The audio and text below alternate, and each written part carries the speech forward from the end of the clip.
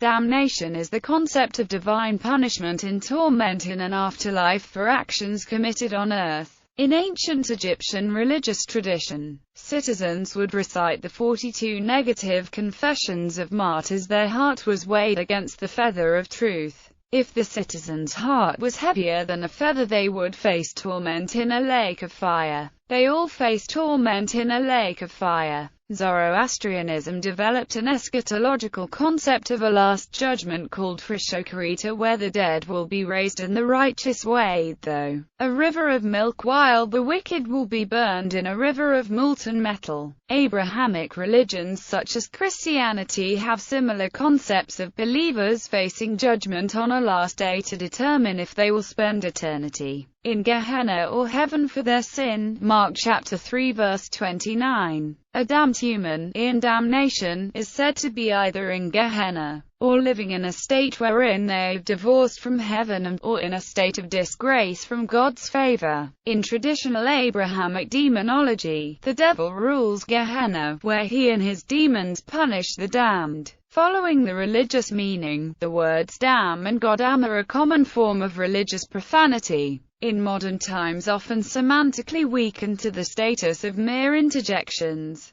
Etymology. Classical Latin damnum means damage, cost, expense, penalty, fine, ultimately from a PIE root *dap. The verb damnare in Roman law acquired a legal meaning of to pronounce judgment upon. The word enters Middle English usage from Old French in the early 14th century. The secular meaning survives in English, to condemn, or damning criticism. The noun damnation itself is mostly reserved for the religious sense in modern English, while condemnation remains common in secular usage. During the 18th century, and until about 1930, the use of damn as an expletive was considered a severe profanity and was mostly avoided in print. The expression, "not worth a damn," is recorded in 1802. The use of damn as an adjective, short for damned, is recorded in 1775. Damn Yankee dates back to 1812. Christianity.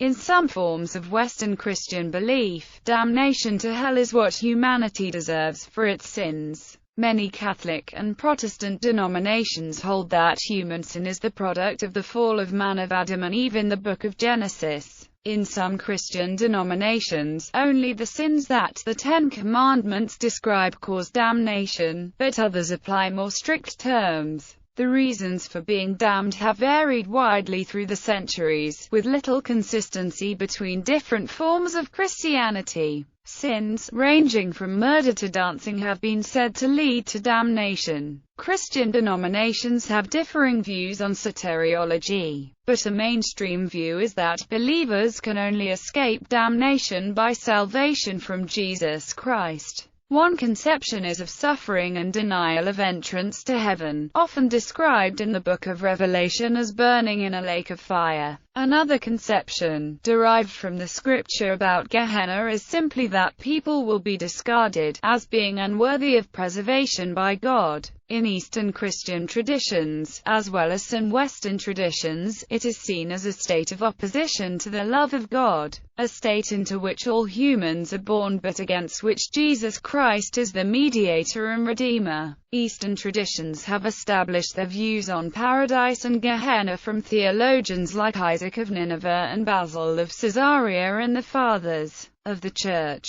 In the Eastern Orthodox tradition, theologians can describe God by presenting negative descriptions of what God is not, and describe Gehenna in similar ways. Islam has a similar notion of a last judgment and damnation as Christianity. Similar to God in Christianity, Allah is depicted as forgiving apart from idolatry, which is unforgivable. As in the New Testament, blasphemy of the Holy Ghost is where somebody is in a state of unforgiveness and the blasphemer will face judgment for not repenting. As profanity, Historically, from the 19th century until the 1930s, the exclamation, "damn," was generally considered unprintable and typically rendered as D.N. Rhett Butler's parting line, "Frankly, my dear, I don't give a damn," to Scarlett O'Hara in the 1939 film Gone with the Wind challenged sensitivities at the time. Damn today is a mildly profane word in English, although "God damn" may be considered blasphemous by religious people, who regard it as a violation of the commandment against taking God's name in vain. Dang, or darn, are common euphemisms, specifically minced oaths, for damn. The profanity of damn and its derivatives is effectively limited to cases where the word is not used in its literal meaning, e.g., the damned dog won't stop barking. Use of the word or its derivatives in their figurative forms may impact on the ratings of movies and television programs.